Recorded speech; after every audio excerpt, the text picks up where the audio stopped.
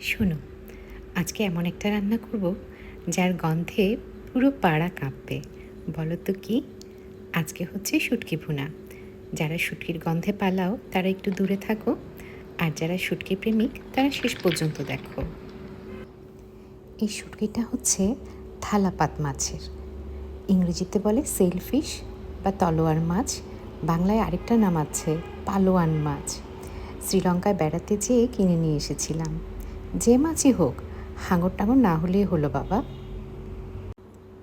গরম পানিতে ধুয়ে রাখলাম শুটকিগুলো, আর এর ফাঁকে পেঁয়াজ, টমেটো, ধনেপাতা, রসুন, কাঁচামরিচ, আলু সব কেটে রাখছি। পেঁয়াজ রসুন কিন্তু অনেক বেশি লাগবে, তা না হলে শুটকি কিন্তু মন খারাপ করবে। তোমরা নিশ্চয়ই ভাবছো যে এত আলু টমেটো দেওয়ার কী আছে। আসলে শুটকিগুলো কিন্তু ভীষণ লবণ দেয়া, তাই অত আলু টমেটো দেয়া। আর লবণ কিন্তু আমি মোটেই ছোঁয়াইনি রান্নার সময়। চুলায় কড়াই বসিয়ে তেল গরম হলে একে একে পেঁয়াজ, রসুন, আলু সব কিছু ভেজে নিব। টমেটো দিয়ে আর একটু কষাবো। মরিচ গুঁড়া কিন্তু অনেক দিতে হবে, ঝাল না হলে শুটকি ভুনা আর মাটি ভুনা একই জিনিস।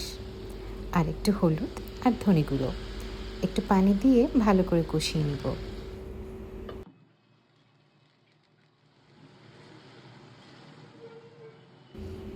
নরম হয়ে আসলে দিয়ে দিব শুটকিগুলো। আচ্ছা, আমি কি কোনো ভুল করলাম? আগে কি শুটকিগুলো ভেজে নিতে হতো, পরে টমেটো? যা হওয়ার হয়ে গেছে, এখন আর ফেরানোর উপায় নেই। ভালো মতো কষিয়ে আর একটু পানি দিয়ে রান্না করে নেব 15 থেকে 20 মিনিট।